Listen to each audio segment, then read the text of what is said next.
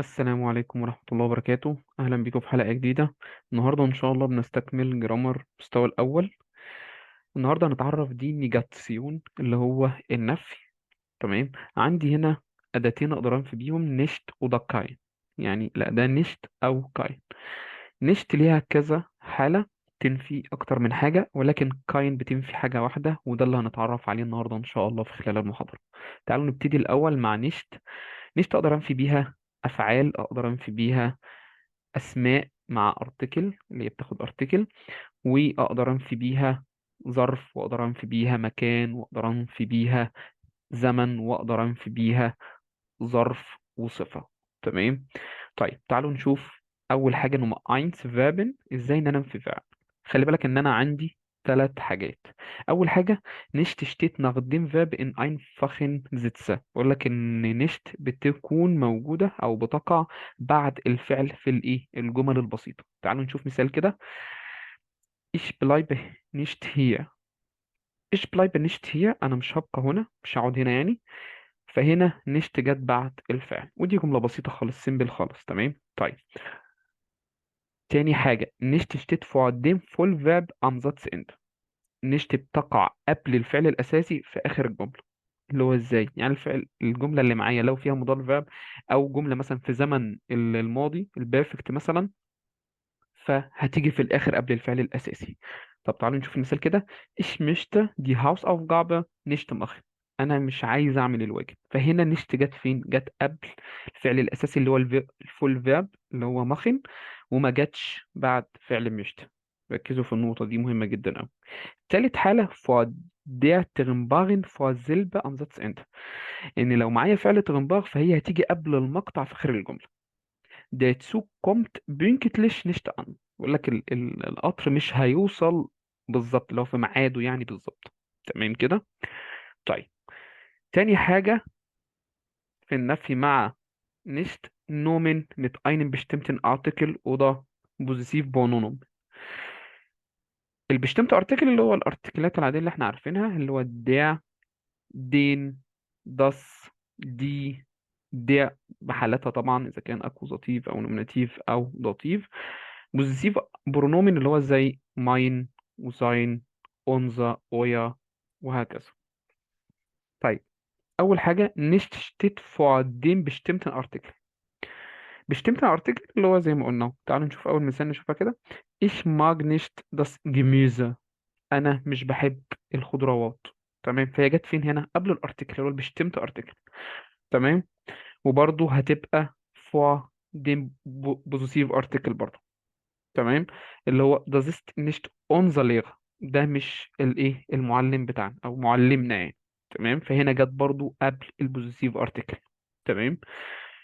بعد كده نقدر ننفي برونومن، ننفي ضمير. طب تعالوا نشوف كده. nicht steht vor dem Pronomen. nicht برضه هتقع قبل الضمير. تعالوا نشوف المثال كده. ich habe nicht dich gerufen، يعني انا ما استدعيتكش او ما ناديتش عليك يعني. تمام. بعد كده بننفي adjective. تعالوا نشوف كده. nicht steht vor dem adjective. بقول لك ان nicht بتقع قبل الصفة. تعالوا نشوف المثال. der Salat sieht eigentlich nicht lecker aus. بقول لك ان السلطة يبدو عليها ان هي مش لذيذ، طعمها مش حلو يعني، هي شكلها كده. بعد كده انه مفهوم في adverbial اللي هو ظروف. nicht steht vor dem adverb. بقول لك ان nicht هتقع برضو قبل الادفيرب. er hört nicht gern Musik. بقول لك هو مش بيحب يسمع موسيقى. تمام. فهنا gern ده اللي هو الادفيرب، فجه قبله nicht. تمام كده. اخر حاجة nicht بتنفيها Ort Zeitpunkt oder Weise. انفي بقى مكان او توقيت او طريقه. تعالوا كده بيقول لك ايه. nicht steht vor der Präposition اللي هو بتيجي قبل حرف الجر. تعالوا نشوف الامثله. ich fahre nicht nach كايرو. انا مش مسافر للقاهره. فانا هنا جت برضو قبل البريبوزيسيون هنا نخ، فجت قبلها. تمام. ده مكان. تمام. wir kommen nicht um 17 Uhr an، يعني احنا مش هنوصل الساعه 5. المثال اللي بعد كده. ich gehe nicht mit dem Auto zur Arbeit، يعني انا مش بروح بالعربيه الى الشغل. تمام كده. هنا برضو في كل مثال من دول جه قبل حرف الجر. كده خلصنا نشت. اللي نستنتجه من نشت بكل بساطة إن نشت موضوعها بيكون قبل الحاجة اللي بتنفيها، قبل الحاجة اللي بتنفيها، ما عدا الفعل.